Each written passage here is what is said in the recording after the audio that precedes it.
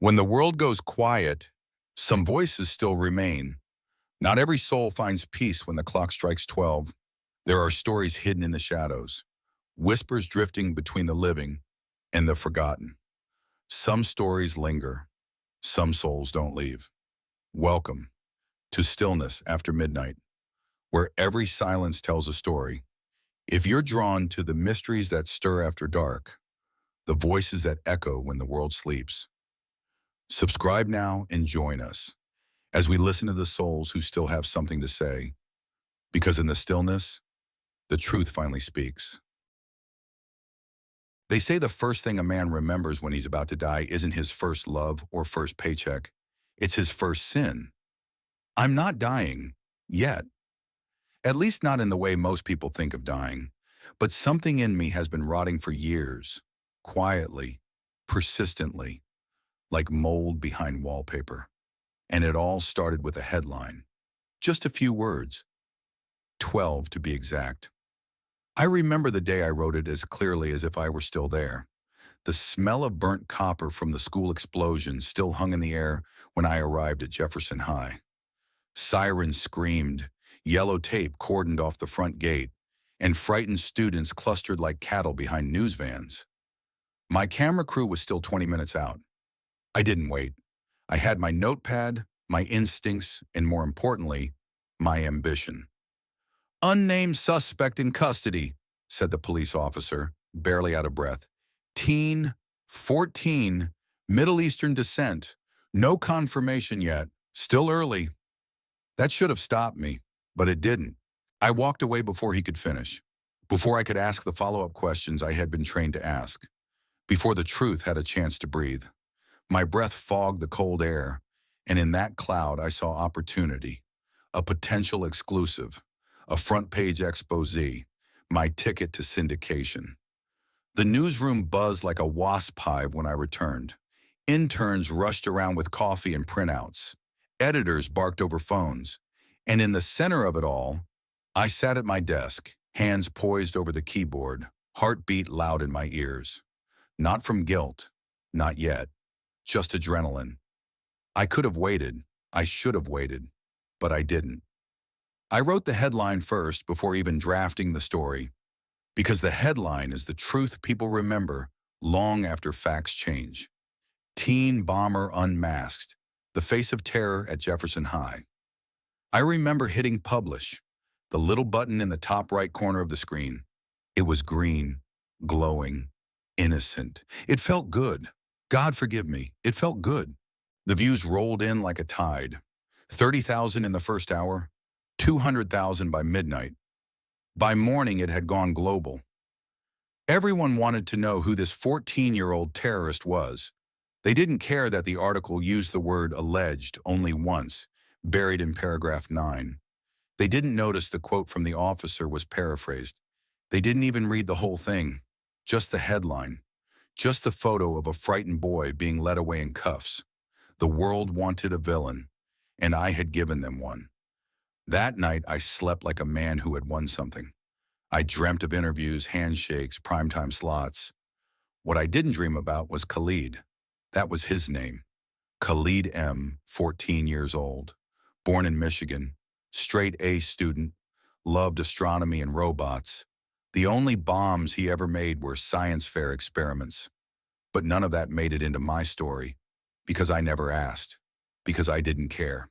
2 days after my article was published, he hanged himself in the holding cell. A boy too young to drive, too young to vote, but apparently old enough to carry the shame of a nation. His death was labeled self-inflicted, but I know better. I saw the rope, I saw the marks, and in my chest something snapped. Not guilt, not yet, just a flicker, like a pilot light igniting gas. I wish I could say I took the article down, that I apologized. But the truth is, I was scared. Not of lawsuits, not of moral consequence. I was scared of losing everything I'd gained. By then, the article had over 1 million views. I had networks offering contracts. My editor patted my back so hard it hurt. "You saved the newsroom," he said, grinning. "First to the story. First to break the silence." That's what matters. And I believed him. I told myself Khalid's death was tragic, but not my fault. I told myself I was just reporting facts. But late that night, when I opened my laptop again, something strange happened. My headline had changed. Not the public one, the one in the back-end system. The draft. It read, "I killed him and I got paid for it." I blinked, rubbed my eyes, refreshed the page. It was gone. Back to normal. I blamed it on fatigue, maybe a glitch, maybe someone hacked my account, but the seed had been planted. The next morning, an email appeared in my inbox. No sender, no subject, just one line. "I didn't do it. Why did you say I did?" There was no signature, but I knew who it was. I deleted it, then emptied the trash, then shut the laptop and walked away. But the words burned like fire across my retinas. I started seeing his name in strange places, on billboards, in crossword puzzles, on my phone's autocorrect suggestions. Khalid, Khalid, Khalid. I told myself it was grief, or guilt, or some combination of both. But then I heard his voice. I swear to you, I heard his voice. It was faint, coming from the speakers of my computer while I was alone in my apartment. I just wanted to go home. No one else was there. No open tabs, no audio playing. But the voice repeated, and I felt cold. Not the kind of cold you get from an open window, the kind that seeps into your marrow and makes your soul shiver. That night I couldn't sleep. I went back to the original article and read every word. Each sentence felt like a weapon, each adjective like a wound. Foreign looking, isolated, obsessed with wires. Words I used to shape a villain, words that buried a child. The next morning I met with my editor. "I think we need to issue a correction," I said. He scoffed. "That story is old news. You want to throw away your legacy for a kid who's already gone?" I couldn't answer him, because he was right, but he was also so wrong. I walked home that day and passed a group of boys skateboarding. One of them looked up and locked eyes with me. For a split second, I saw Khalid's face. Then he blinked and it was gone. But the guilt didn't blink. The guilt stayed. They say every word a journalist writes is a stone thrown into the world. Some skip across the water, some sink and vanish. But mine? Mine broke the surface and dragged a boy to the bottom with it. That was my first headline. It made me famous. It made me rich. It made me everything I thought I wanted to be. But it also made me something else. It made me a killer. Not with a gun, not with a bomb, but with a keyboard. And when I sleep, I still hear that first keystroke echoing in my skull. Click. Just one sound. That's all it took to end a life. The morning after my article went live, I woke to applause. Not literal. There was no audience in my apartment, just my phone, vibrating nonstop like a living thing on the nightstand. Emails, notifications, mentions. BuzzFeed linked me. CNN quoted me. Someone on Reddit called me the first true journalist of the digital age. I sat up, rubbed the sleep from my eyes, and opened Twitter. The headline glared back at me, duplicated in a dozen languages, thousands of reposts. Teen bomber unmasked, the face of terror at Jefferson High. Only 12 hours had passed, and already the world was feeding on it like a carcass thrown into a pit of wolves. That afternoon, I was invited to speak on 2 morning shows. By evening, I was live on satellite, sitting under studio lights that burned hotter than they should have. "So tell us, Jason," the host grinned, "how did you break the story so fast?" I gave them what they wanted, a little drama, a little mystery, just enough humility to sound like a good guy, but enough confidence to look competent. "I followed a hunch," I said, smiling, "and the facts lined up." The facts. What a funny word, facts. They weren't facts. They were fragments, incomplete sentences whispered behind crime scene tape. But it didn't matter. Not when the story felt true. Not when people already believed it. Somewhere in some detention room, a boy was sitting alone with my words echoing through concrete walls. But I didn't think about him that night. Instead, I had dinner with my editor and two producers from a media company. They toasted to my vision, said things like viral genius, and offered me a segment of my own, a show, a podcast, a branded column. I laughed, accepted a second drink. The truth was, I felt untouchable. But by morning, the tone had shifted. That was when the comments began to sour. It wasn't just my inbox, it was everywhere. Deport him and his family. This is what happens when you let them in. 14? That's old enough to kill. Treat him like a man. Khalid's face had made it online.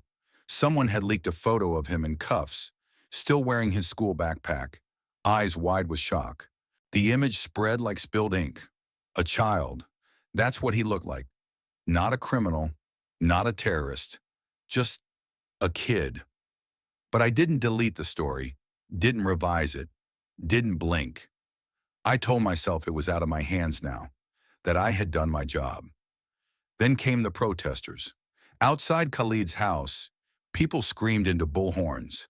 Neighbors shunned his family. Windows were broken. Death threats were left in the mailbox.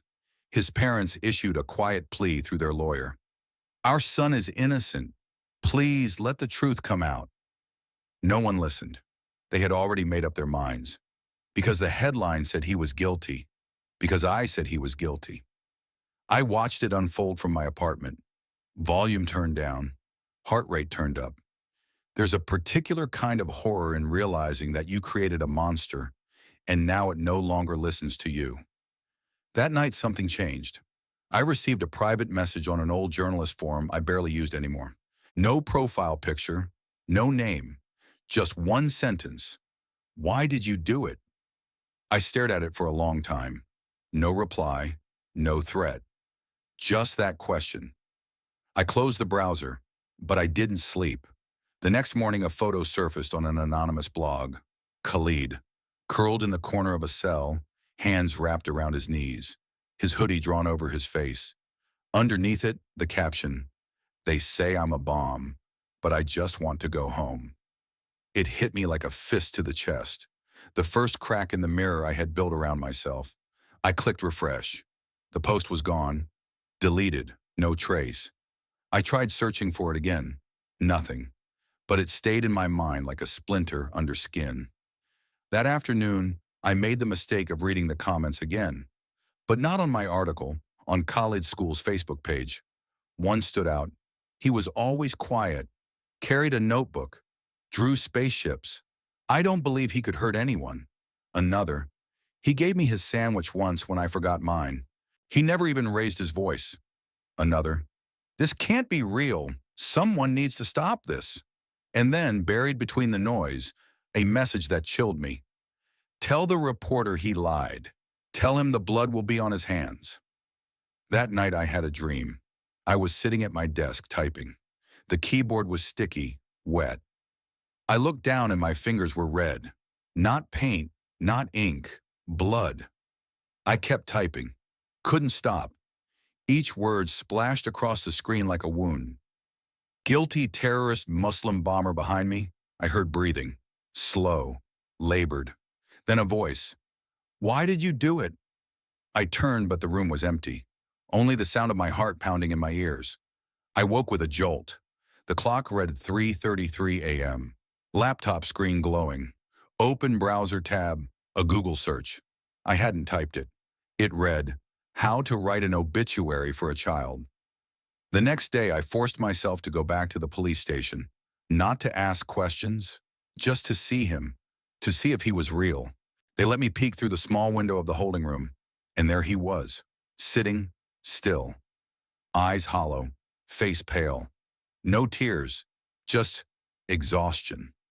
He looked up, and for a second, just a second, our eyes met. There was no rage in his gaze, no fear, no blame, just a question, plain and silent. Why? I turned away, walked out, and vomited in the alley. That look haunted me more than any scream ever could, because it was clean, because it was still trying to understand, because it hadn't given up on me yet. but I had already given up on myself. 2 days before the boy died, I became something else. Not just a reporter, not just a storyteller. I became a sculptor of perception, a puppeteer of pain, a man who traded truth for traction, and somewhere inside me, a voice began to whisper, "Fix it," but I didn't know how, or if I even deserved to. I remember the moment the call came in. It wasn't dramatic. No cinematic thunder, no broken glass, no gasping into the phone. It was just a soft chime from my lock screen, a message from a local source. One line, 9 words. The boy from Jefferson High hanged himself this morning. My thumb hovered over the screen. I read it again, and again, and again. The room around me blurred. The sunlight became a glare. My coffee turned cold in my hands. I didn't feel sorrow, not immediately. What I felt was something far worse. Nothing. Just the silence of something crumbling inside me. I stood up. I walked to the mirror. I stared at myself. Still the same face. Still the same suit hanging on the door. Still the same journalist the world had praised 2 days ago. But something was wrong. The mirror looked like glass, but it reflected nothing. I blinked. My face came back. I shook my head, told myself it was shock. But part of me knew better. Something had shifted. The mirror no longer wanted to reflect me. I went into the newsroom. It was quieter that morning. The storm had peaked. The beast had eaten its fill. Now it sat in the corner, licking blood from its paws. A few co-workers nodded in my direction. Some avoided eye contact. I heard whispers behind closed doors. "He's the one who wrote it, right? Do you think he knows? Should we say something?" No one did. I walked to my desk, opened my laptop, checked my inbox. 3,000 unread messages. Most were hate mail. Some were condolences. None were from his family. I didn't blame them. I opened a new document. I thought I'd write something. An apology, maybe. A eulogy, even. But my fingers hovered over the keys like they didn't belong to me anymore. What could I say? That I was sorry? That I didn't know? That I never meant for this? All of those were lies. Because I did know. I knew the weight of words. I had used them like knives. And now a boy was dead. I looked for updates, news from the scene. A blurry photo surfaced. An ambulance outside the juvenile center. The caption, "Teenage suspect found unresponsive in holding cell. Declared dead at 7:13 a.m. No name, no confirmation. But I knew. I didn't cry. I wish I had. I wish I had collapsed, ripped my shirt, screamed at the sky. But I didn't. Instead, I did what I always did. I opened a new tab, and I began to write. Tragedy at Juvenile Center. Jefferson suspect takes own life. I wrote it like it wasn't my fault, like I was just covering the news again, like I hadn't helped build the gallows he used. I used passive verbs, avoided names, masked the timeline. Authorities report the incident occurred. Sources say the teen had been under stress. Stress? What a sanitized word. The truth was, he had been buried alive under the rubble of my headline. I never published the article. I left it in drafts.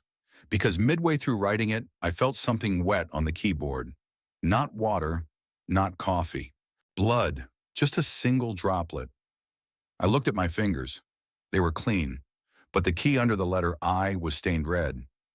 I stood up, took a step back. Every key I had used to write his name, K-H-A-L-I-D, was now marked. Not to anyone else. Only to me. That was enough. I left the office, walked aimlessly, ended up outside the juvenile center. There were no reporters there yet, just a few cops, a coroner's van. I stood across the street, unnoticed, like a ghost haunting the edges of a crime scene. Then something surreal happened. A woman stepped out the side door, holding a plastic evidence bag. Inside it, a single sheet of paper, folded twice with red ink smeared across it. The writing was hard to make out, But I saw one word through the plastic. Why? That night I went home and sat in the dark. Didn't turn on the lights. Didn't turn on the TV. Just stared at my laptop. The screen was black, but I saw my reflection in it. And over my shoulder something else. A shape. A blur. I turned. Nothing there. But when I looked back, the screen wasn't black anymore. There was a message, written in pale gray letters. I wanted to go home. I closed the laptop, tossed it across the room, sat on the floor with my back against the wall, breathing hard. At 2:11 a.m., I got another email. No sender, no subject, just an attachment, a voicemail recording. I hesitated, then pressed play. Static at first, then a breath.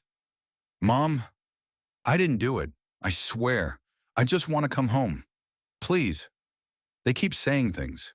Please believe me. Click. End of recording. I threw up in the sink. I didn't sleep. Just sat at the window, staring out at nothing, waiting for the sun to rise. It never did. That morning the sky stayed gray, clouds like bruises, wind like whispers, as if even nature didn't want to bear witness. I didn't go to the funeral. I couldn't. I told myself it was because I didn't want to turn it into a media circus. But the truth, I was afraid. Afraid that if I stood near his coffin, it might open. That he might sit up and point a finger at me. Not in anger, but in confusion. Why? That was the word that haunted me most. Not murder, not lie, not even shame. Just why? The city moved on quickly. The headlines changed. Another school, another scandal, another hashtag. But I didn't move on. I kept hearing his voice in unexpected places. In the beep of the microwave, in the elevator ding, in the way my name echoed in the hallway when no one else was home. Why? It followed me. It belonged to me. I tried to write again. Anything. Articles, op-eds, fiction. But every time the words refused. The cursor blinked like a pulse on life support, and then the screen would go black. Just for a moment. Just long enough for me to see his eyes. Not angry. Not vengeful. Just broken. 3 days later, my editor called. "You okay?" he asked. I didn't answer. "It's not your fault, man. These things happen. You did your job." I hung up on him because he was wrong. These things don't just happen. They are made by people like me, with keyboards instead of knives, with headlines instead of bullets. That night, I sat at my desk and opened the original article. The headline stared back at me. Teen Bomber Unmasked, the Face of Terror at Jefferson High. I hovered over the edit button. I didn't click it. I should have, but I didn't. Instead, I printed it out, folded it, wrote 2 words on the back in ink. "I'm sorry," and I left it outside his family's door. They never responded, and I didn't expect them to. Some things can't be forgiven. Some ghosts don't ask for revenge. They just linger and whisper. Why? I sat at my desk for 7 hours. The cursor blinked, a single pulsing heartbeat on a blank white screen, like a digital conscience waiting to be born. I opened a fresh draft, typed the title, "We Were Wrong." I stared at those 3 words. They looked heavy, heavier than the million others I'd published in my career. I added a subheader, "A boy is dead, and we helped kill him." I leaned back, cracked my knuckles, took a deep breath. Then I hit backspace, once, twice, all the way until the screen was white again, and I just stared. There's something grotesque about how easy it is to erase truth. You don't need fire. You don't need bullets. You just need silence, a still hand, a decision not to write. That's all it takes to bury a child. The truth was already out by then. Other outlets had picked up the real story. The actual bomber had been arrested, a student at the same school, a white teenager with a history of violence and online threats. But no one cared. Not really, because truth always arrives too late to trend. By the time the facts surfaced, the story had moved on. The mob had disbanded. The digital pitchforks had been dropped. But the grave remained. Khalid's obituary ran in the local paper, buried on page 12. Just 86 words. No mention of the accusation. No mention of the apology that never came. Because it never did. Not from me. Not from anyone. I wanted to write it. God, I wanted to write it. I drafted it in my mind 100 times. It would begin with, I made a mistake. It would end with, I don't deserve your forgiveness, but I will never stop seeking it. It would have been the most important article of my life, but it never saw the light of day. Because every time I opened that document, something happened. The first time the screen froze. Mouse stopped moving. Keyboard locked. Fan whirred like a dying breath. Then the power cut. I waited in the dark for a full minute before realizing everything else in the apartment still worked. Only the laptop had gone dead. The second time I tried on my phone. Typed a few lines, but the screen glitched. Words rearranged themselves. Instead of, Khalid was innocent, it read, you knew, you chose. I dropped the phone, let it hit the floor. Battery popped out. Screen cracked. I didn't pick it up for days. The third time I handwrote it, old-fashioned, pen and paper. I poured everything into it. My guilt, my shame, my confession. 7 pages. When I finished, I felt lighter. For the first time in weeks, I folded the pages, placed them on my desk, turned off the light, slept. But in the morning, they were gone, vanished. No drafts in the trash, no scanned copy, no photos. Just a single post-it note stuck to the corner of my monitor. It's too late, written in my own handwriting, but I hadn't written it. At least I don't remember writing it. I stopped trying after that. I convinced myself that it didn't matter anymore, that the damage was done, that writing a correction now would be performative, selfish, and maybe it would have been. But the truth is, there was another reason, a deeper, darker one. I was afraid, not of lawsuits, not of losing my job, not of being canceled. I was afraid of what the truth would do to me. Because if I admitted I was wrong, truly wrong, then I'd have to accept that I helped kill a child, and I wasn't ready to live with that. So I buried the correction, like we buried Khalid, and I smiled when people passed me in the hallway. And I nodded when my editor said, it's over, let it go. But at night, I heard the paper rustle, the one I never wrote, the one that disappeared. I'd lie awake and listen to the sound of pages turning in the dark, though my desk was empty, though my room was silent. Somewhere that correction was writing itself. One night I opened my browser to read Khalid's obituary again. I couldn't find it. The page was gone. 404 error, I refreshed. Nothing. But in its place, a new page appeared. No images, just a white background. Black text, centered. You chose to be silent, so now I will speak. Then the screen went black. My reflection stared back at me, and behind me, again, that shape, closer this time. I stopped using the laptop, bought a notebook instead, wrote longhand, notes, essays, grocery lists. But every time I flipped to a new page, the first line was already written. I didn't do it, but I'm the one who died. Written in shaky, childlike cursive, I began to hear him, not in dreams, not in hallucinations, in the static, the TV when it flickered between channels, the white noise app I used to fall asleep. His voice would rise, faint, trembling. They said I was a monster because of your words. I just wanted to go home. I tried to find someone to talk to, a therapist, a priest, a colleague. No one believed me. Or worse, they did, but they told me to forget, to heal, to move forward. But you can't move forward with a child's grave clinging to your ankles. You just sink, slowly, silently, until the world forgets you too. Sometimes I wonder what the correction would have changed. Would it have brought him back? No. Would it have comforted his mother? Maybe. Would it have damned me publicly? Certainly. But it would have been true. And the truth is the only thing that survives. Headlines fade. Social media scrolls onward. But truth waits. And when it returns, it comes with claws. It's still waiting for me. I know that now. In the hum of electricity, in the creak of floorboards at 3 a.m., in the screen that won't turn off, even when I shut the lid.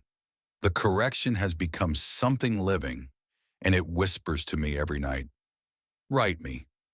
But I never do, because I know that the moment I do, the moment I finish that final sentence, he'll be there, standing behind me, not to haunt me, not to punish me, just to ask, "Why didn't you write it when it mattered?"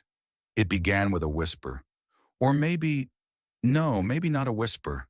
Maybe it was just the soft whir of my laptop fan spinning up in the dark.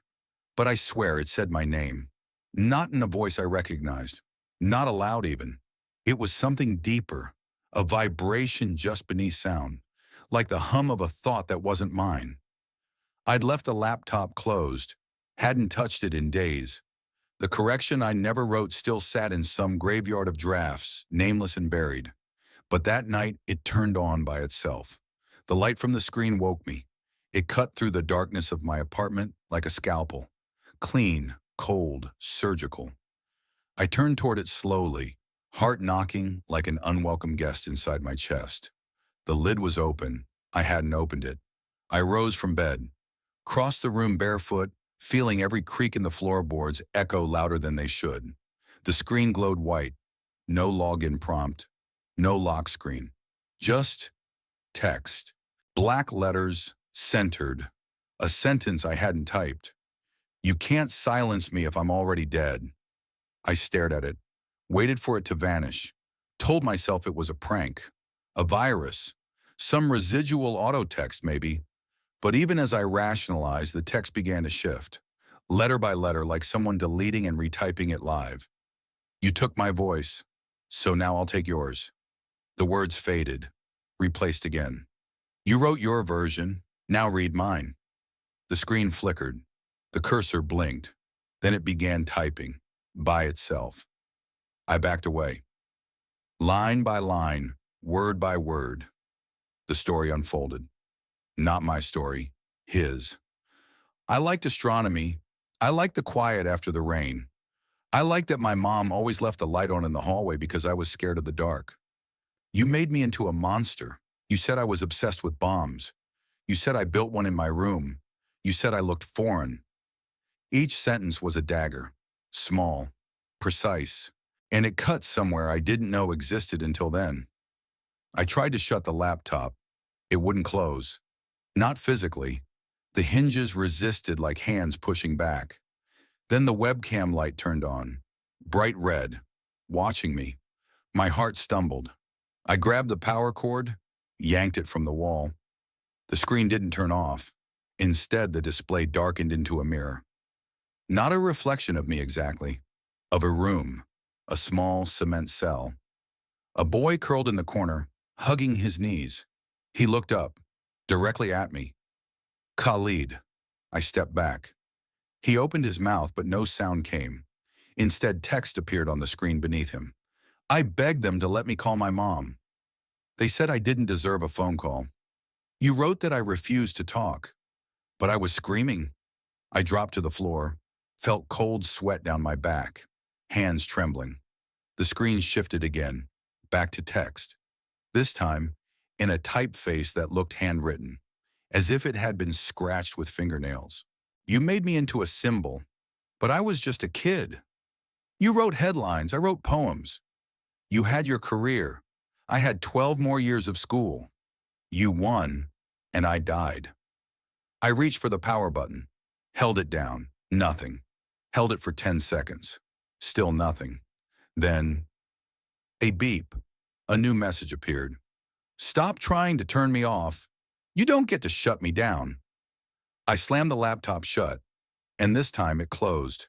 The light vanished, silence returned, but my heart wouldn't slow down. I sat there for a long time, breathing like I'd just run for miles, staring at the shut device like it might open again. It didn't. I didn't sleep that night. Every time I closed my eyes, I saw his cell, that corner, those knees drawn to his chest, his hoodie pulled over his face. But what haunted me wasn't the image. It was the stillness, the kind of stillness that only comes when a child no longer believes anyone is coming. The next morning, I threw the laptop away. Literally, I walked 6 blocks to a dumpster behind a supermarket and dropped it in. Watched it hit the bottom like it was toxic waste. I told myself I was done, that I was cleansing myself. But that night, when I came home, the laptop was on my desk, open, on, waiting. There was a new message. You can't throw away a story once it's told. You can only live inside it, underneath it. Would you like to hear the rest? Yes, no. The screen waited for input. I didn't move, but the cursor selected yes on its own, and the screen began to speak. Not just type, speak. A voice, not robotic, not synthesized. A boy's voice, young, soft, almost hesitant. The first night in the cell, I prayed, not because I'm religious, just because I didn't know what else to do. I imagined my mom walking in, yelling at everyone, dragging me out. I imagined the reporters saying they were sorry. I imagined the headline changing, "Boy found innocent, nation apologizes." But the headline stayed the same, and the world stayed quiet.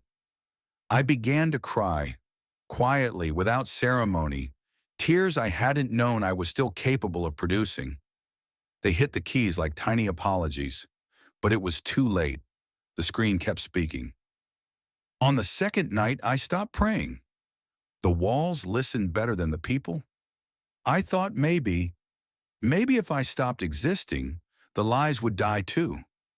I stood up, ripped the power cable out, slammed the screen closed again. It didn't matter. The voice kept going. No source, just sound, filling the room like smoke. But the lie didn't die.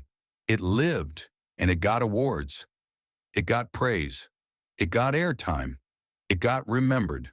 And I got buried. Then silence. Finally complete. The apartment was dark again, but I didn't move, because now I knew something for certain. I was no longer alone. The laptop never turned off again, even when shut, even when unplugged, even when buried in the closet. Every night it glowed, and every night it spoke.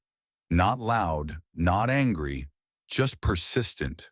A soft voice in the dark, retelling the story the world forgot, the story I refused to write. And slowly I began to believe. This wasn't just guilt. This wasn't grief. This was the truth itself, refusing to stay silent. It had found a voice. And that voice lived in the machine I had once used to destroy a boy's life. The screen spoke, and now I listened, because no one else had. I didn't go to the funeral. I told myself it was out of respect, that my presence would only make things worse, that no one needed a journalist hovering over the casket of the boy he'd buried with words. But the truth? I was afraid to see his face again, afraid to see the hole in the earth I helped dig, afraid that if I stood near his grave, the ground might whisper, "He's here because of you." So I stayed home, curtains drawn, laptop shut, lights off, and still, the funeral found me. It came in the form of an envelope, no sender, no return address, no markings at all, except my name, typed, not handwritten, slid under my door in the middle of the night. I found it the next morning. Inside, a single photograph, black and white, slightly curled at the edges, matte finish, a casket, open, a boy inside dressed in a simple white shirt, hands folded neatly on his chest, eyes closed, face peaceful. Around him, rows of mourners, some seated, some standing, some crying into handkerchiefs. I studied it for a long time. It wasn't until I looked closer, at the very edge of the crowd behind the second row, that I saw myself. I dropped the photo, stumbled back like it had burned me. There I was, in the picture. Plain as day, standing in the back, partially obscured by a pillar, wearing the same coat I had hanging in my hallway, arms crossed, face blank, eyes fixed on the coffin. But I hadn't been there. I hadn't left my apartment that day. No camera had seen me. No one had spoken my name at the service. And yet there I was. I picked up the photo again with shaking fingers, brought it into the kitchen, laid it under a brighter light. I examined every detail, the flowers, the people, the chairs, and then I saw it. A child in the front row, probably no older than 10, looking directly into the lens. While everyone else wept or bowed their heads, this child stared directly at the photographer, and somehow at me, eyes wide, mouth slightly open, expression unreadable. I flipped the photo over, blank except for a single line of text written in pencil. Everyone here knew he was innocent, except you. I lit a match, held it to the corner, but the photo wouldn't burn. The flame touched it, danced across it, then died. The paper didn't even curl. I tried again, with a lighter. Nothing. No smell, no smoke, no ash. Just the same unburned image, now with soot stains around the edges. So I shoved it in a drawer, closed it, locked it, and for a moment I thought that would be the end of it. It wasn't. That night I awoke to the sound of paper fluttering, soft, gentle, like a breeze had stirred a pile of pages. I sat up. The drawer was open. The photograph lay on the floor beside my bed, but it wasn't the same photo. This one was closer, same angle, same scene, but zoomed in, on me. Now I wasn't in the background. Now I was in full view, clear, detailed, eyes red, mouth slightly open, looking not at the coffin but directly at the camera, at myself. I turned on every light in the apartment, paced, tried to call someone, anyone. No one answered. Voicemail after voicemail. Even my editor's line rang into silence. So I poured a drink, then another, then a third. Eventually, I passed out on the couch. In the morning, the entire apartment smelled like developing chemicals, the kind used in old darkrooms. I don't own a camera. I don't own film. I haven't been in a photo lab since college. And yet, the smell clung to the air like smoke. On the kitchen table, a new envelope. This one slightly thicker. Inside, a stack of photographs, all black and white, each one a still frame of me, in places I had never been. At the edge of the school where the bomb had gone off, in the hallway of the police station, outside the holding cell, even one where I appeared to be watching Kali through a two-way mirror. In every photo, my face is the same. Blank, empty, silent. A witness who said nothing. A journalist who watched and walked away. The last photo made my knees buckle. It was a mirror shot, taken in a bathroom. Prison-like, small, bare, and in the mirror, Khalid, standing behind me, smiling, not kindly, not maliciously, just knowingly, as if to say, I've always been here, right behind you. You just never turned around. I threw them all in a bag, drove to the edge of the city, found a field, started a fire, fed the photos into the flame one by one. This time they burned, or at least I thought they did. But when I got home, my walls were covered in images, taped, pinned, floating, all of them the same funeral photo, all of them with the same sentence written on the back. You were there. You just chose to forget. I ripped them down, every last one.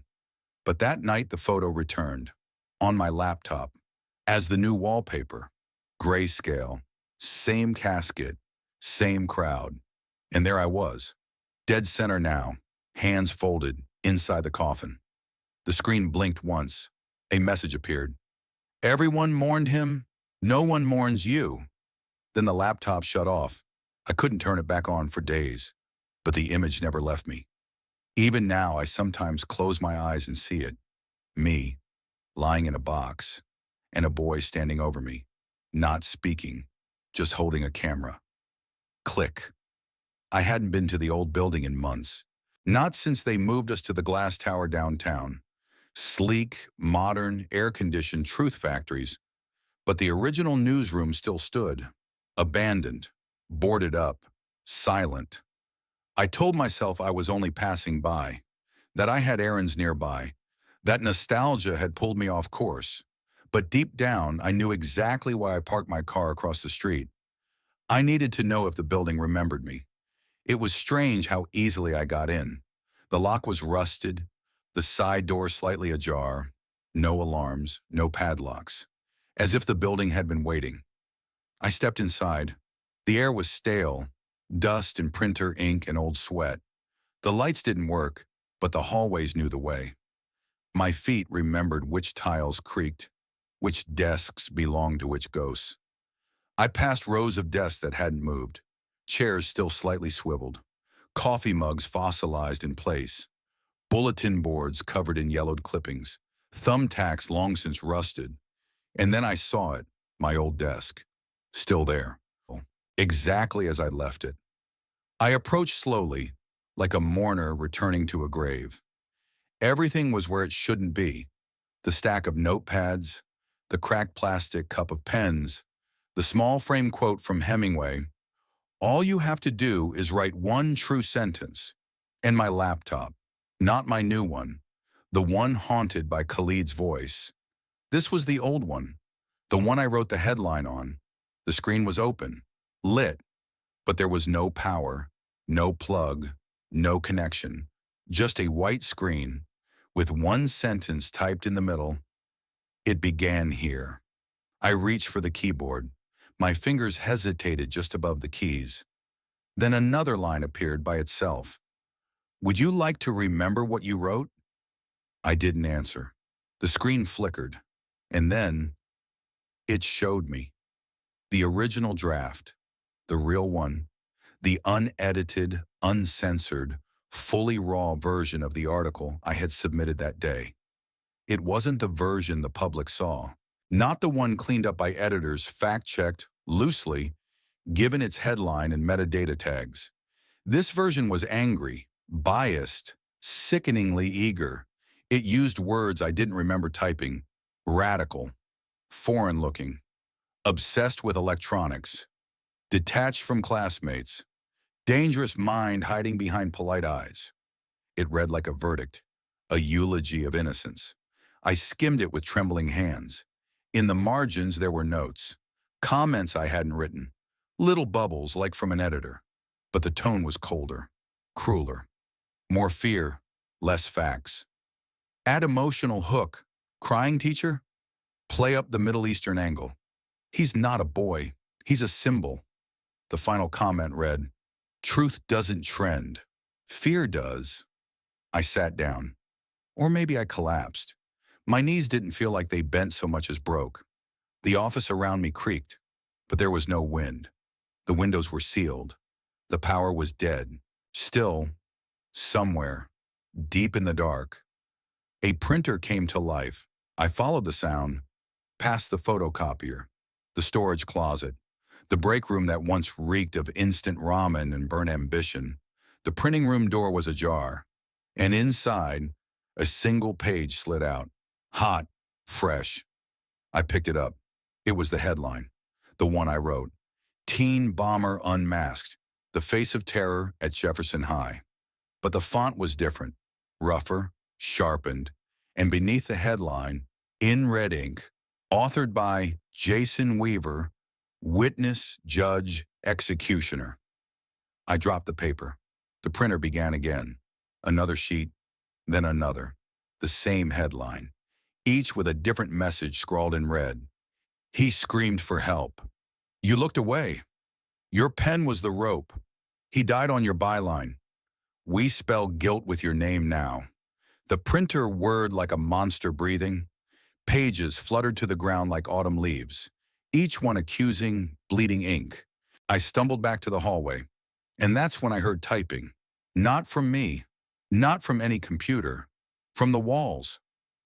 Dozens of keyboards clicking faintly from behind the drywall, as if the building itself was writing. I ran. But something caught my eye just before I reached the exit. The wall of archived issues, a shrine of past headlines. I used to walk by this wall every day, used to beam with pride at the one spot reserved for my front page feature. I turned toward it now, slowly, and froze. The wall had changed. All the front pages were the same. Every single one. Dozens, each showing the same article I wrote about Khalid.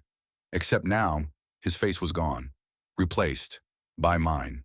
Every paper, every headline, my face staring blankly, dead-eyed, mugshot style, and underneath each image, scrawled in red, the face of terror. That broke me. I dropped to my knees, covered my face, tried to breathe, tried to tell myself this wasn't real, that guilt had eaten through the floorboards of my mind, that this was just grief, psychosis, delirium. But then I heard it. Footsteps, slow, measured, not from behind, from inside the room, from behind the wall of papers. And then, a voice, just above a whisper. "You came back to finish the story?" I didn't answer. Too late now. The voice laughed. Not cruelly, not mockingly, sadly. I fled the building, didn't look back, didn't stop running until I reached my car.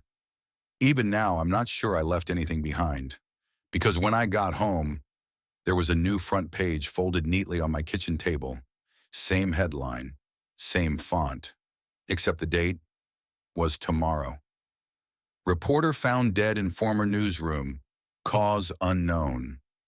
And beneath it, no article, just a single sentence. The truth always publishes itself. The first time the phone rang, it was 1:17 a.m. I didn't answer. I never answer at that hour anymore. Not since the calls started coming from numbers that don't exist. It stopped after 3 rings. No voicemail. I told myself it was a wrong number. The second time it was 2:53 a.m. Again, 3 rings. No message. But when I checked the call log, the number was blank. Not private, not unknown. Just empty. As if the call had come from nowhere. The third time the phone didn't ring. It went straight to voicemail. The notification sat there all morning while I stared at it from across the room. I didn't touch it while making coffee. Didn't touch it while pacing the kitchen. It felt like a landmine that would go off the moment I pressed play. But by noon, my curiosity, or my guilt, was louder than my fear. I pressed it. The message began with static, a soft hiss like air escaping a tire. Somewhere inside the noise there was breathing, slow, uneven, almost careful. Then a voice, a boy's voice. "Mom?" It wasn't my name. It wasn't meant for me, but it went through me like an electric shock. The recording continued. "Mom, I didn't do it. I swear. I want to come home. They keep asking me the same questions. I keep telling them I didn't do anything. They don't believe me." There was a pause, a muffled sound, like a door opening, then closing. The voice dropped to a whisper. "I think they hate me. I think they've already decided." Static swelled, swallowing his words for a few seconds. Then faintly, "Please believe me." The line clicked. Silence. I replayed it.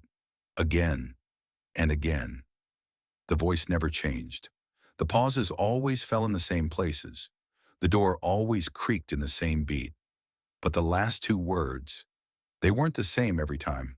Sometimes it was, "Please believe me." Other times, "Please forgive me." And once, only once, I heard, "Please hear me." I called the phone company, asked if there was any record of the call. They told me no such voicemail existed in my account, that nothing had been received at that time, that it was impossible. That night it happened again. 2:11 a.m., another voicemail. I played it immediately. This time there was no static, just the boy's voice, clearer, closer. "They said I'm dangerous. I'm not. You know I'm not." He paused, the sound of cloth rustling, a faint tapping, 3 knocks, evenly spaced.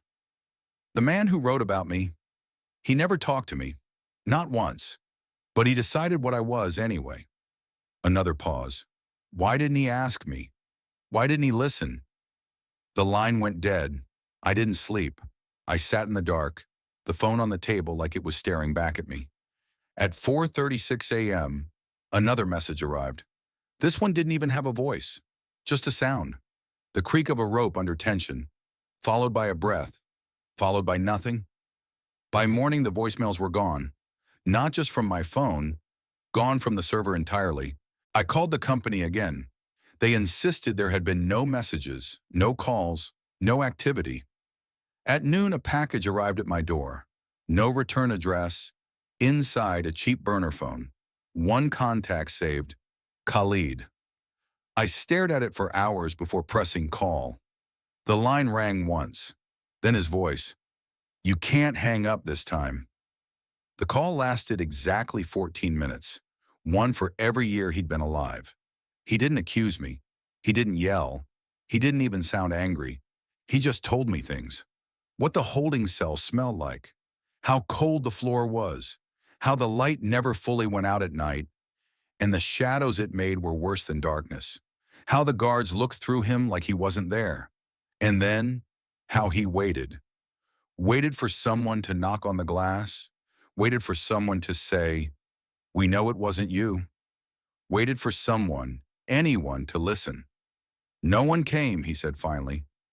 The line clicked dead. I tried to call back. The number was gone. The contact was gone. The phone was dead. Battery intact. But the inside of the device smelled faintly of chemicals. Photo developer again. That night my own phone rang. I answered without thinking. Static. Breathing. Then, "You're the only one left who can tell it right." And for the first time in weeks I spoke. "Tell me what to write." Silence. Then 3 knocks. Then the line cut. I still don't know if he will call again. But I leave the phone on the table every night now. Face up, volume high, waiting. Because if he does, I'll answer. And I'll listen. The way I should have before. The face in the glass wasn't mine.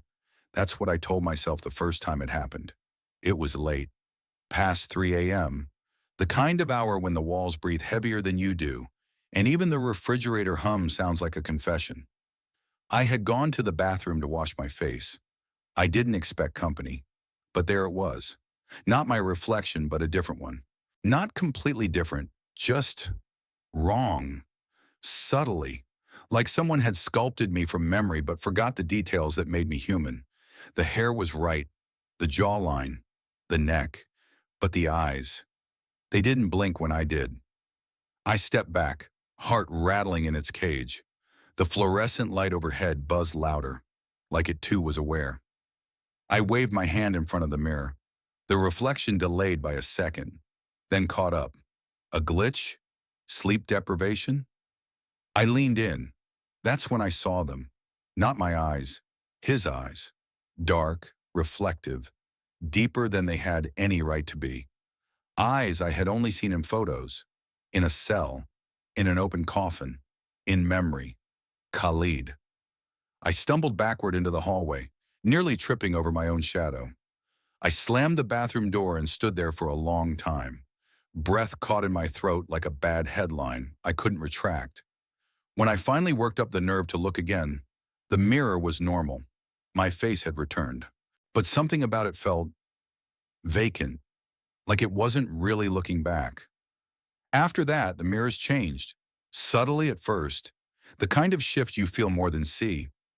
My reflection's mouth would twitch a second later than my own. My eyes would shift, even when I held my head perfectly still.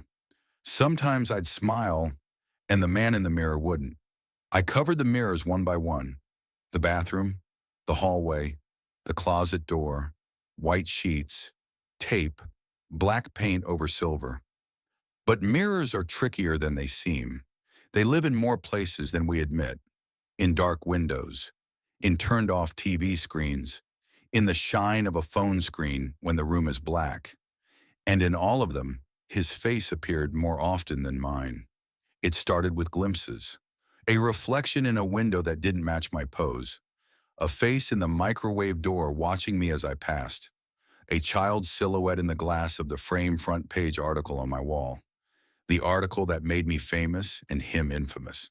I took the frame down, smashed the glass, burned the paper, but the smoke curled into the shape of his eyes. One morning I stood in front of the wardrobe mirror, one of the last I hadn't covered, and asked quietly, "What do you want?" The reflection smiled, but I didn't. That night I dreamed of reflections, not just mine. 1,000 versions of myself in rooms I didn't recognize, mirrors I didn't remember ever standing in front of. In each one, I looked a little less like me. In some, I was faceless. In others, my skin peeled like wet newsprint. In one, I was Khalid. Same hoodie, same cuffs on my wrists, same hollow eyes. In the dream, I lifted my hand and touched the mirror. It didn't feel cold. It felt like skin. I woke up gasping. The sheets clung to me like wet paper. The full-length mirror across the room had no sheet over it anymore. I hadn't uncovered it. It was just uncovered. I stared at it for a long time, expecting to see him, but no one was there until I blinked. Then there he was, not glaring, not screaming, just watching, patient, still. He started showing up in photographs after that. I'd scroll through old selfies and find a faint blur behind my shoulder. A face in the rearview mirror in a shot I'd taken on vacation. A silhouette in the TV reflection in the background of a dinner photo. I found a picture I didn't remember taking. A photo of my bathroom, except I wasn't in it. Only him, standing where I had stood, looking straight into the lens. I stopped checking mirrors altogether. I shaved by feel, dressed by memory, avoided eye contact with my phone. But even when I looked at nothing, I felt seen, watched, witnessed. The eyes in the glass were no longer content to observe. They wanted to be acknowledged. One night I passed the hallway mirror, still covered, and heard 3 soft taps from the other side of the sheet, like someone asking to come in. I froze. My hand hovered over the edge. The mirror was silent. Then the taps came again. 3 knocks, even, gentle, like a code. I ripped the sheet off. Empty reflection. Me alone. But the glass had fogged, and in the fog, 5 letters traced in the condensation. Tell it! Tell what? The truth? I had told the truth. My truth. But maybe that was the problem. Maybe that wasn't enough, because my truth had been editorialized, manicured, shaped for profit. His truth had been silenced with rope and rumor. Maybe he wanted it told properly. Maybe he wanted it told raw. That night I uncovered every mirror, every one, and I waited. Each room a stage, each mirror a portal, each reflection a possible confrontation. Nothing happened until I sat at my desk and opened my laptop. The screen was black, not asleep, not off, just black. Until it blinked once, like an eye, and displayed a single phrase. You took my voice. Give it back. I nodded, spoke into the dark. Okay. The mirror behind me showed both of us. Me at the desk, him behind me, his hands resting lightly on my shoulders. I began to write. There's a difference between knowing the truth and seeing it. I had known for some time, since the first headline, since the first voicemail, since the first mirror turned against me. I had known in the way a man knows he's guilty even when no judge has spoken, but I had never truly seen the truth, not in its full, unfiltered, breathing form. And truth, when seen clearly, doesn't look like justice. It looks like a 14-year-old boy curled on the floor of a cell. It looks like a rope left behind in a phone call unanswered. It looks like an obituary smaller than a tweet. So I went looking, not for forgiveness, for the truth that still lived. I started at the school, Jefferson High, a square block of red brick and flagpoles. The banners had changed. The walls hadn't. No one stopped me when I entered the front office. Maybe I looked like a father, or a grieving uncle, Or maybe they saw in my face the ghost that had been haunting the hallways long before I returned. The secretary barely looked up. "I'm just here to look around," I mumbled. She nodded. "Fifth period. Most classrooms are full." I walked past her and down the main corridor, each step an echo.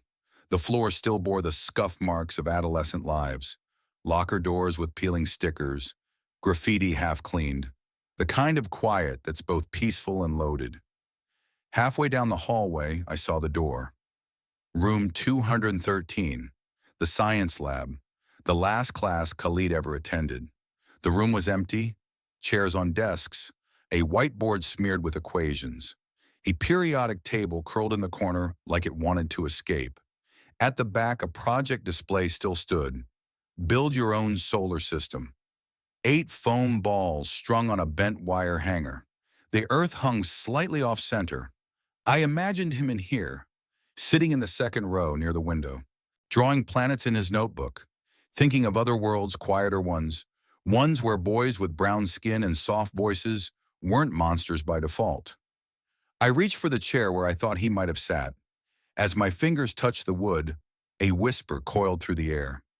He used to hum while working, little space tunes. I turned.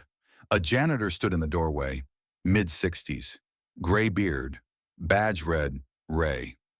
He stepped in, slow, careful, like he didn't want to scare the ghosts. "You knew him?" I asked. Ray nodded. "He always said thank you, even for the little things." I didn't know what to say. Ray studied me, then tilted his head. "You're the one who wrote about him, aren't you?" I couldn't answer. "I read it," he said. "I read all of them." His voice wasn't angry, not even cold, just tired. He stepped forward, handed me something, a folded sheet of paper, lined notebook page worn at the edges. I unfolded it. A poem. I saw a planet once, where no one ran from me, where the teachers asked my name twice, and not because they were checking a list. "I want to live there," signed KM. "I found it under his desk the day after," Ray said. I held the paper like it might shatter, or combust, or turn into ash and float away. "Thank you," I whispered. Ray nodded. "Don't thank me. Tell it right." Then he turned and left. I sat in that classroom for an hour, maybe 2, reading that poem again and again, letting the words settle inside me like sediment. Each line a weight I could not put down. When I left the school, I didn't go home. I drove to the holding center, the place where Khalid died. The building sat squat and concrete on the edge of the city, a bunker for misplaced children. The parking lot was empty, visiting hours long over. But something told me to knock anyway. The woman at the desk looked at me with suspicion. I gave her my name. She frowned, then called someone. 10 minutes later, a man in a dark uniform appeared. "You're the journalist," he said. Not a question, a fact. I nodded. He said nothing for a long time. Then, "Follow me." He led me through a hallway of dim lights and old whispers. At the end, he stopped at a door. "Cell B17. He didn't open it, just gestured toward the small window. I looked through. The room was empty, barren, just a bed bolted to the wall, a toilet, a sink, and a camera in the corner. But there, scratched into the far wall, barely visible, a line, not words, a drawing, a planet, with a ring, and a tiny figure standing on its surface. The figure had a speech bubble. I squinted. The words said, "I didn't do it." I backed away. The man didn't say anything, just walked me back in silence. At the front desk, he handed me something, a flash drive. "No one else wanted it," he said. "What is it?" I asked. "Footage. The night it happened." I watched it that evening. It was silent, black and white, the grainy kind of footage you only see when it's already too late. Khalid sat on the bed, still, for hours, hands in his lap. At one point he stood, walked in circles, then knelt by the wall and began to scratch something with a coin. Later he lay down, stared at the ceiling. No movement. Then he sat up again. faced the camera, and for the briefest moment, he smiled. Not big, not performative, just a soft, sad smile. Then the screen cut to static. I didn't sleep that night. I wrote instead. For the first time, not about myself, not about the fallout, not about my guilt, but about him, his words, his poem, his drawing. I included it all. The article didn't have a headline. Not yet. I would wait. I would let him name it. The next day, I found myself walking. Nowhere in mind, just moving. Eventually, I ended up at a playground near a mosque. Children ran in spirals, laughed, chased each other under a sky that didn't seem to care who hurt who. I sat on a bench and watched. After a while, a boy sat next to me. Couldn't have been older than 10. Big eyes, faded Avengers hoodie. He looked up. "You're the writer," he said. Again, not a question. "Yeah," I said. He didn't smile. "You wrote about Khalid." I nodded. He pulled something from his pocket. A laminated card. It had Khalid's photo on it. He was my cousin. I felt the blood drain from my face. "I'm sorry," I said. The boy looked away. "It won't bring him back." "No," I agreed. "It won't." He handed me the card. "You can keep it. Just don't forget him." I took it, held it like it was a heartbeat. "I won't," I whispered, and for once I meant it. When I got home, my laptop was on, the article draft still open. At the top, where the title should be, words had appeared, typed in a font I didn't recognize. "The planet he imagined." I didn't write it, but I kept it. Because it was better than anything I could have come up with, and it was his. I hit publish. No fanfare, no press, no editor's note. Just a truth, finally told. Let it float through the internet like a bottle in the ocean. Maybe someone would read it. Maybe someone would listen. That night, no voicemails came. No taps. No voices in mirrors. Just silence. And for once, it didn't feel like punishment. It felt like permission. It began with a paper cut. Small, clean, barely noticeable. I was sorting through old clippings, physical ones, a strange ritual in the age of digital archives. But somehow it felt necessary. There's something different about ink you can smear with your thumb, headlines that stain your fingertips like they want to crawl back into your bloodstream. The cut came from the corner of a folded front page. I didn't even feel it until I saw the red dot soaking into the word bomber. I wiped my thumb on my jeans, opened the paper. There it was. Teen Bomber Unmasked, the face of terror at Jefferson High. The headline that started it all. Still bold, still centered, still damning. But the photo had changed. No longer Khalid in cuffs. Now it was me. Same framing, same angle, but my face in his place. I blinked, rubbed my eyes.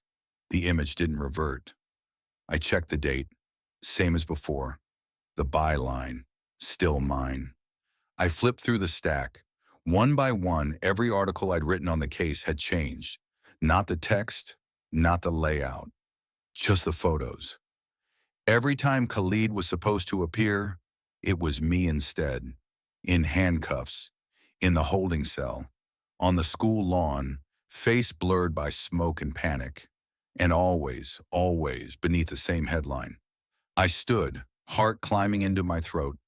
The air in the apartment felt heavier, like it had filled with old breath that had nowhere else to go. I dropped the clippings and backed toward the door. Then I noticed something else. The wall behind my desk. A blank wall. Or at least it used to be. Now it was covered. Not with paint, with paper. Hundreds of copies of the same front page. The headline repeated again and again. Teen Bomber Unmasked. But every single one was slightly off. One had a blood stain across the byline. Another had a red fingerprint on Khalid's cheek. One had no text at all, just the image, cropped tight on the boy's eyes. In another, the letters of the headline were rearranged. He died from my sentence. I approached the wall. Each sheet was nailed. Not taped, not pinned. Nailed, with old rusted tacks, as if someone had time traveled from a century ago to post my crimes like a wanted poster. I pulled one loose. The nail squealed. Behind it, another page. A different headline. This one in handwriting. You wrote your freedom. He read his death. I turned. The room had grown smaller, not in space, in scope. Every object felt like a witness. The lamp, the shelves, the laptop, all of them waiting for me to confess. A low hum started. Mechanical, familiar. I followed it to the closet. The door opened with a groan. Inside, stacked floor to ceiling, printers, old ones, new ones, dot matrix, inkjet, thermal, none of them plugged in, all of them printing, feeding page after page into the air, which drifted down like ash onto the carpet. Each one with the same words. He wasn't the story, you were. Stop hiding behind deadlines. Truth has a body count. Look what you built with your voice. The pages piled at my feet. I tried to wade through them, but they clung to my legs. Some whispered as I stepped, papery voices that cracked and curled. One snagged on my ankle. I bent down to peel it off. It read, "You've made a mausoleum of your career." The room went dark. The printer stopped. Silence fell like a guillotine. And then, a projector whirred to life. Light splashed across the far wall. Black and white footage began to play. Grainy, shaky, handheld. A hallway, a school, Jefferson High. I recognized the layout. The lockers, the skylight, the camera panned. There I was, younger, energetic, press badge hanging from my neck, running, toward the smoke, toward the crowd, toward the moment I'd later describe as electrifying.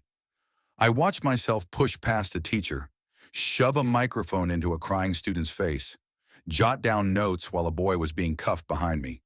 I never turned to look. I just wrote. The footage froze, zoomed in. My eyes, not excited, not afraid, just hungry. The projector shut off. I was left staring at my own shadow on the paper-covered wall. It didn't move when I did. It stood still, then lifted its arm, pointed. Not at the door, at the mirror, the one above my desk, the one I had painted over. But now the paint had cracked. Something shone through. I stepped forward, wiped the surface. The mirror didn't show me. It showed a room. Another room, bigger, dimly lit, lined with walls covered in headlines, the same ones, over and over and over. And in the center of the room, a boy, sitting on the floor, surrounded by papers, reading them, one by one, with quiet eyes. Khalid. I reached out, touched the mirror. The surface gave way, not like glass, but like water. I stepped through. The air inside the new room was colder, quieter, not sterile, sacred. Khalid didn't look up. He held one of the headlines, my headline. He turned the page, slowly. He wasn't angry. He was studying, understanding, enduring. I knelt beside him. He handed me a sheet, not one I'd seen before, handwritten, by him. I dreamed of stars. You made me your eclipse. I wept, quietly. He didn't comfort me, didn't need to. He had already forgiven me. That was the worst part. He stood, took a red marker, walked to the wall, and wrote beneath every headline, "This didn't have to happen," over and over, until the room bled truth. Then he walked to the far end, opened a door, looked back once, then left. I awoke in my desk chair, sweating, heart pounding, but the papers were gone. The nails, the printers, the projector, gone. Only one page remained, taped to the wall above my head. One headline, not mine, not typed, written by hand. What happens when the reporter tells the wrong story?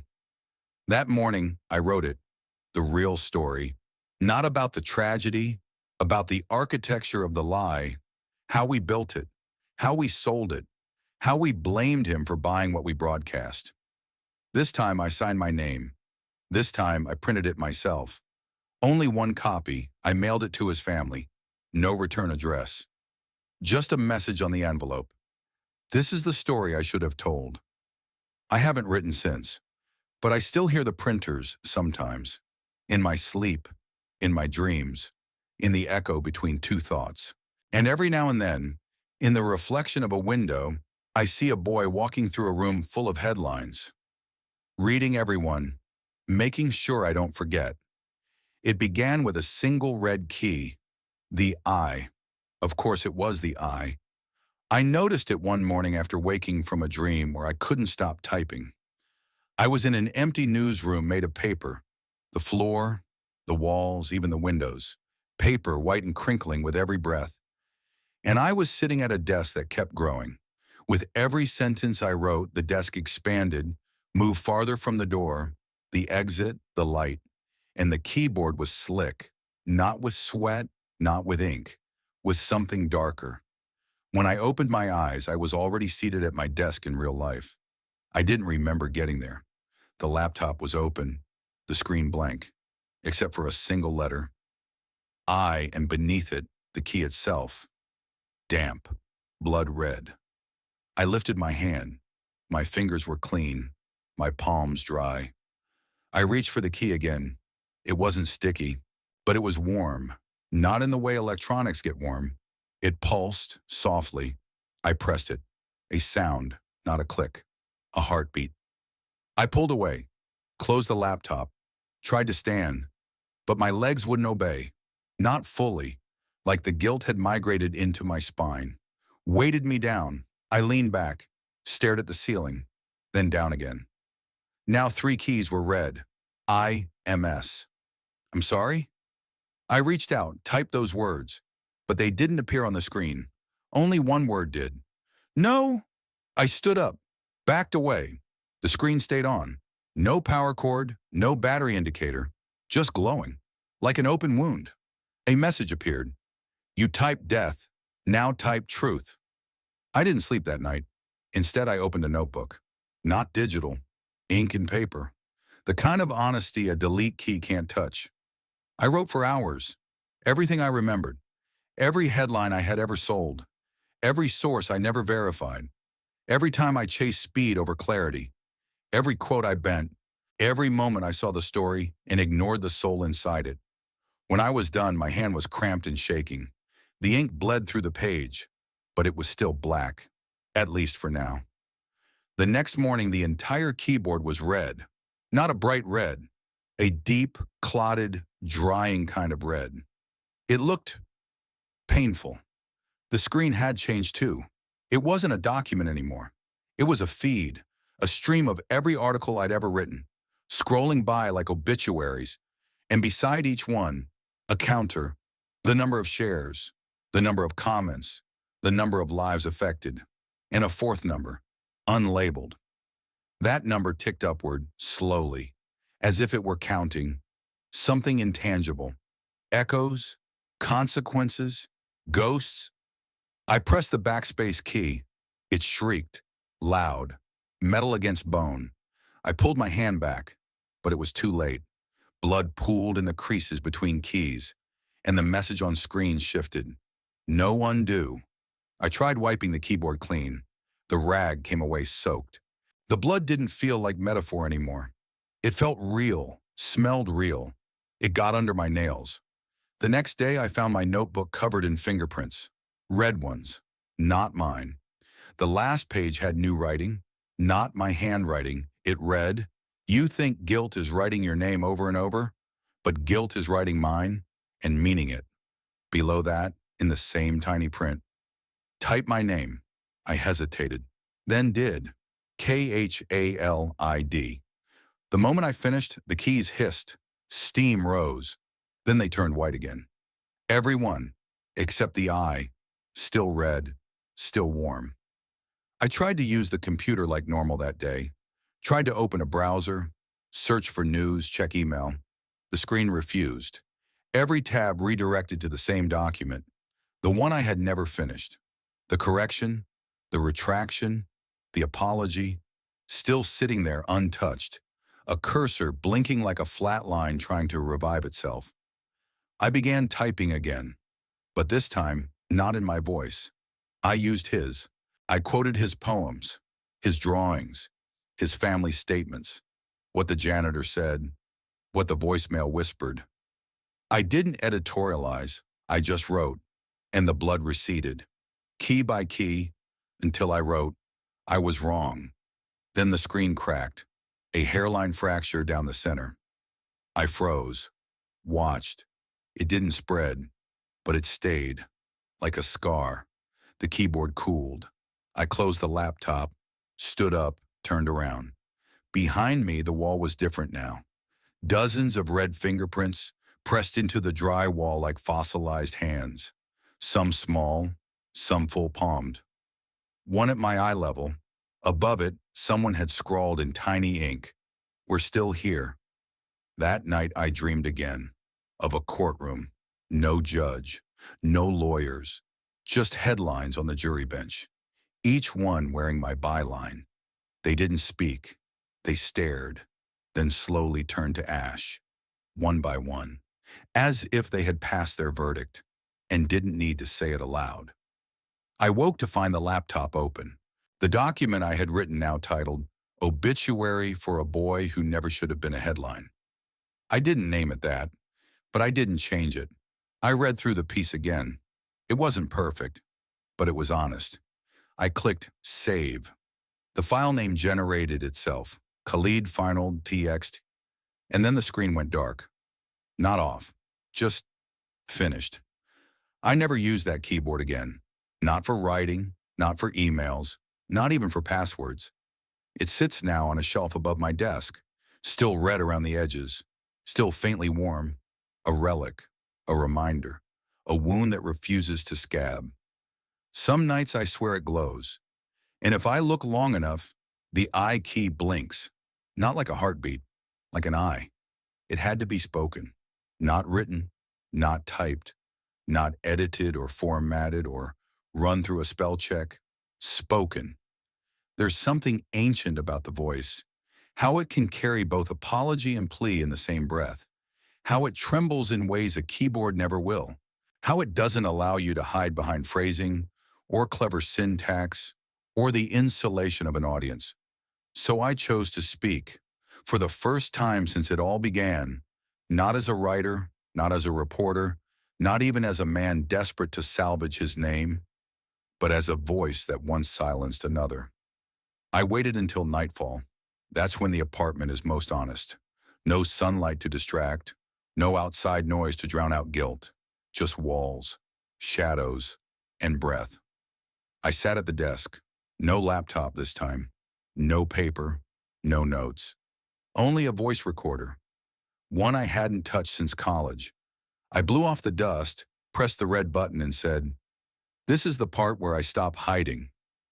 At first my voice sounded like someone else's, a brittle man, tired and uncertain, the kind of voice you don't recognize when it's stripped of performance. But as I spoke, the mask fell. I began with the day of the bombing, how I heard the whispers before the facts, how I wrote the headline before I knew the name, how I let a few words from a half-informed officer morph into an execution. I talked about the adrenaline, the rush of being first, the way my fingers flew across the keyboard while a boy sat in a windowless room, wondering why the world had already decided he was a monster. I named the sentences. I didn't just say, I wrote about him. I said, I called him foreign-looking. I used the phrase obsessed with wires. I wrote unsettling presence in class, even though I never spoke to a single classmate. I chose fear over accuracy. And then I said, and people believed me, because that was the real sin. Not just writing the lie, but giving it authority, wearing truth like a suit while twisting it into a noose. I paused. The recorder ticked forward, time advancing with no interest in what I had to say. I took a breath and began again. I told Khalid what I knew now, what I should have known then, that the truth wasn't urgent. It was patient, waiting to be asked, waiting to be seen, waiting for someone to listen, not just report. I told him about the poems, the drawings, the janitor who remembered him humming, the cousin who carried his photo, the guard who handed me the flash drive. I told him I had seen the drawing on the cell wall, the planet with the ring, and the figure on it whispering, "I didn't do it." I said, "I didn't listen to your voice then, but I hear it now, everywhere." I confessed that I hadn't just failed him. I had profited from him, that the article bought me television time, awards, promotions, that my inbox flooded with praise while his family's house flooded with hate mail, that I was given microphones and invitations, and he was given silence and a cell and eventually a rope. My voice cracked. I let it. I let myself cry. Not for absolution, not for redemption, just because he couldn't. Because he wasn't allowed to grow old enough to weep over lost innocence. Because the moment I pressed publish, I aged him into a symbol the world could fear and discard. I said his name out loud, Khalid. Not the teen, not the suspect, not the boy, Khalid. I said it over and over. I said it until it stopped sounding foreign and started sounding like the center of a story. I told him the nightmares were deserved, that the mirrors and messages and blood and taps and voices, whether real or imagined, were earned. Not as punishment, but as reminders. That truth doesn't vanish just because the page turns. That guilt isn't erased by public silence. That some stories don't end. They echo. I told him I wanted to write again, but only if he allowed it. Only if the voice inside the machines, the whispers behind the mirror, the taps on the glass said, yes. And if they said nothing, then I would stay silent, as long as it took. I ended the recording with 7 words, not rehearsed, not clever, just true. You were the story, I wasn't. Then I stopped the recording, saved the file, named it Final Confession. Wave. I didn't upload it, didn't send it to a paper, didn't share it online. I left it playing on loop, set a speaker on the windowsill. Let it drift out into the night air. Let it reach whoever still listens in the dark. The apartment felt different after that. Not lighter, just aligned, balanced. Like the scales hadn't tipped, but had finally stopped trembling. The laptop didn't glow that night. The keyboard didn't bleed. The walls were silent. But I wasn't alone. I knew that. I could feel it in the air.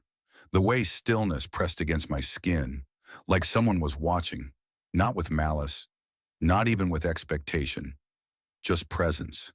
The kind that says, I'm still here. Say it right. And I had, at last. I don't know if the world will ever hear what I said. Maybe that's not the point. Maybe it never was. Maybe truth isn't about scale or reach. Maybe it's just about finally letting yourself say what no one else could. I left the recorder running.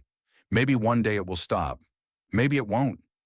But if anyone ever finds it, if anyone ever hears my voice in the static, I hope they listen for the name, not mine, his, because that's the only voice that should have been heard in the first place. It was Sunday morning, quiet, cloudy, undecorated. The kind of morning that feels like it belongs to someone else, like you've borrowed it from a quieter life, and it's your job not to ruin it. I woke before the alarm. The recorder had stopped. Not because the battery died. I'd checked. It simply stopped. As if the voice inside it had said all it needed to say. I lay still for a while, not afraid, not restless, just listening. The apartment was silent, but it wasn't empty. It never would be again. I made coffee, sat at the window, watched a man walk his dog, a woman jogging, a teenager skateboarding in lazy loops across the sidewalk. Life in its softest form. I wondered how many stories I'd overlooked just like these, because they weren't dramatic, because they didn't bleed, because no one would click a headline that simply read, "Boy builds solar system, smiles." I opened the laptop. It greeted me with a blank screen. No residual files, no blinking messages, No headlines that rearrange themselves in the night. Just empty, clean, waiting, like forgiveness. I opened a new document. No title yet, no pitch. Just a cursor blinking at the top. I placed my fingers on the keyboard. No blood, no hiss, just plastic. A tool, like it had always been. I typed the opening line. He was not a monster. I let it sit there for a while, then added the next. He was not a headline. And then, he was a boy, and I took that away. This would be my last article. Not in a dramatic sense. Not in the farewell letter to the world kind of way, but in the sense that everything after this would be different. I would write again, but never from the same place, never with the same voice, because the old voice belonged to someone who didn't listen, and that man no longer had the right to speak. This time, I didn't focus on the crime, or the courtroom, or the trauma. I focused on the boy, his favorite color, the way he wrote planets with names like songs, the teacher who said he once volunteered to clean up after class, the janitor who still kept a drawing he found under Khalid's desk. I described the holding cell, but not the rope. I described the silence that followed, but not as an absence, as an accusation. And then I described the way the truth came back, not in headlines, but in reflections, in whispers, in the impossibility of erasure. By the time I finished, the cursor had stopped blinking, as if even the machine knew something had been completed, something real, something finally told without shape-shifting into safety. I clicked Save. A prompt appeared. File name, the FARC last article, .docs again, not typed by me, but I didn't change it. It felt right. I printed a copy, held the pages in my hand. They were warm. They always are. Fresh from the printer. But this time, I didn't feel that old rush. Not pride, not fear. Just peace. Like breathing after being underwater. Like truth finally had weight, and I was no longer the only one carrying it. I mailed a copy to the same address I had once sent the quiet apology. No note, no cover letter, just the article, folded with care. And then I did something I hadn't done in years. I walked. No destination, just sidewalks, trees, passing strangers. Some nodded, some didn't. It didn't matter. I wasn't searching anymore. I was witnessing. For the first time in a long time, I let the world be bigger than my narrative. As I passed a bookstore, a sign caught my eye.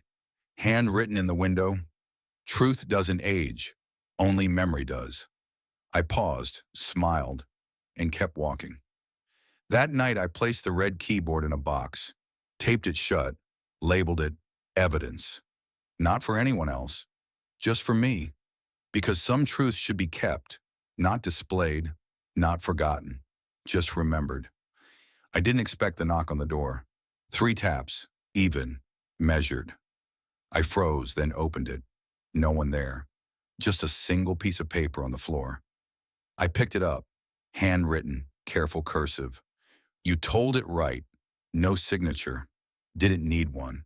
I didn't cry, didn't tremble. I folded the note, tucked it into the pages of the last article, and let the silence that followed be enough. Khalid, wherever you are now, you were more than a mistake. You were more than a name the world used wrong. You were a boy. You had dreams. And from now on, that's the headline. Not what they said, not what I wrote, but what you were, and finally, what you'll be remembered as. Thanks for watching the whole video. Please give me a like and subscribe to the channel to watch more interesting stories.